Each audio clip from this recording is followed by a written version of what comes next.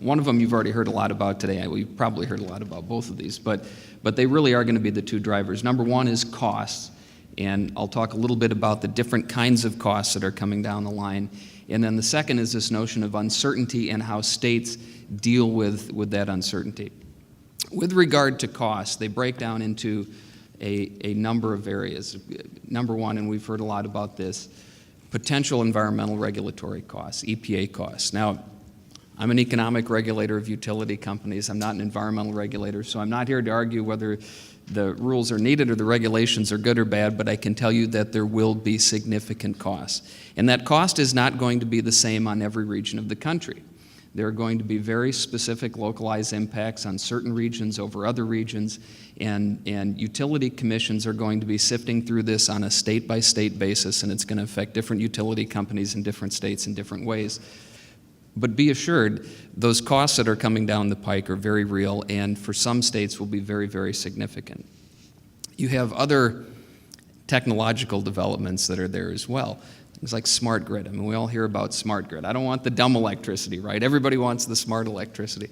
But the reality is that a smart grid costs money, and oftentimes it costs significant money, and there has to be someone there with their thumb on the scale that's asking for a cost-benefit study that talks about how this is going to affect their consumers in their states, and it's often state utility commissions that decision falls to. Renewable portfolio standards. A lot of states have implemented these. It hasn't happened at the federal level. But, I mean, there's a reason that they're mandates. If the market itself was picking these resources, then you wouldn't need a renewable portfolio standard. So there are costs that are associated with these. Typically, they've been popular among state legislatures, at least in a lot of parts of the country. But those costs are now starting to flow through on consumers' utility bills in a time of economic hardship. And that's another cost pressure that's beginning to be seen state by state. Add to all this that we just happen to be in a cycle of investment. We all know that this is a lumpy industry where you have big investments and then those are depreciated over time until you have the next big building cycle. And we seem to be in one of those building cycles. So you add all of these things together, and I think that there's a very real concern that from a political standpoint, a public will standpoint, and let's remember that each commission in some way or another is accountable to the public through the political structure, either by gubernatorial appointment or direct election. I think there's a very real concern that where you may be able to absorb one or two of these things, you start adding them on top of each other, and as a commission you start to wonder which one of these is going to get voted off the island, because we just can't absorb all of these costs coming down. So that's number one. Number two is the idea of uncertainty. I've said in a number of different forums that being a state utility commissioner today is a little bit like playing Candyland with my youngest son, who's 3 years old. On any given day, I don't really know what the rules are going to be. I just know that they're set by somebody else, and they're all designed to ensure that I don't win.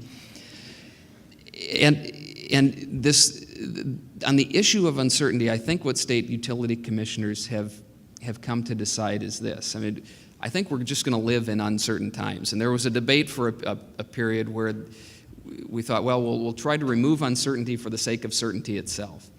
I don't think that's going to happen anytime soon. We all know there's gridlock in Washington, D.C. I think most commissioners and a lot of state officials have come to just accept there will be uncertainty. So the question now is, what tools do we have to deal with the uncertainty so that we can go ahead and make decisions as best we can, understanding that we're going to have imperfect information to some point or another. And so that's really at the crux of where we're at now is what tools do we use, with one caveat. State utility commissioners and I think state legislatures in general are very, very suspicious of and don't want those tools to be picked for us. In other words, there's a lot of, as we heard on the last panel, there's a lot of arrows in the quiver, but we have to allow states the ability to choose what those arrows are and to choose those tools and to not be mandated at a federal level to say these are the tools that you're going to use to deal with the uncertainty. I think that would be a very bad thing for the country. So now we're starting the next stage where we're trying to deal with a combination of clean air and energy and climate concerns. And I would argue that we're further along than we were back in 1970 by a long shot in terms of having the technologies at least right there on the horizon that we need. We have electric vehicles, as you heard about in the last panel, solar and wind technologies, cleaner alternative fuels, cleaner coal combustion, and dramatic improvements in energy efficiency. And these are all technologies that are now in place, and the challenge is to see how we can accelerate the development and deployment of those technologies more broadly. So our hope is to use our regulatory tools first to help speed up that deployment, that we believe by implementing sector-based multi-pollutant rules, we can help sector by sector create that regulatory certainty for investments in technology development, because hopefully we can reduce at least that aspect of the uncertainty that you just heard about and make it easier for companies to make some long-range pollution control plans. To me, again, you want at the state level legislators guiding the PUCs on how to handle it so a utility knows going forward where to put it in their plan. Certainly renewable energy standards have been talked about, conservation or efficiency standards have been talked about, greenhouse gas capture and storage. And again, in Kansas and some other states, we have dealt with the liability issues. We have dealt with the pore space issues. You know, use us as models. We also have, I guess, in my final few seconds here, I guess I want to issue a call to action for you. And it's more than simply sending a check to your favorite congressman or state legislator during campaigns, although we do appreciate that. As I said earlier, educate us.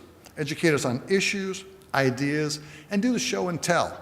As I said, going out and seeing a lineman in a bucket truck and a live reconductoring of a 345 line made an indelible impression on me. I've seen power plants, I've been in nuclear plants during shutdowns and stuff. That matters.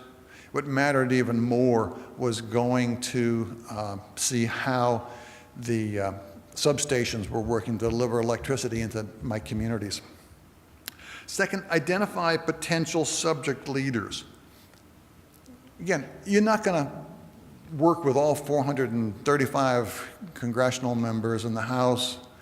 You're not going to identify or work with all 125 House members in Kansas. I mean, frankly, in Kansas, there are only 2 legislators that matter. Hopefully, I'm one of them.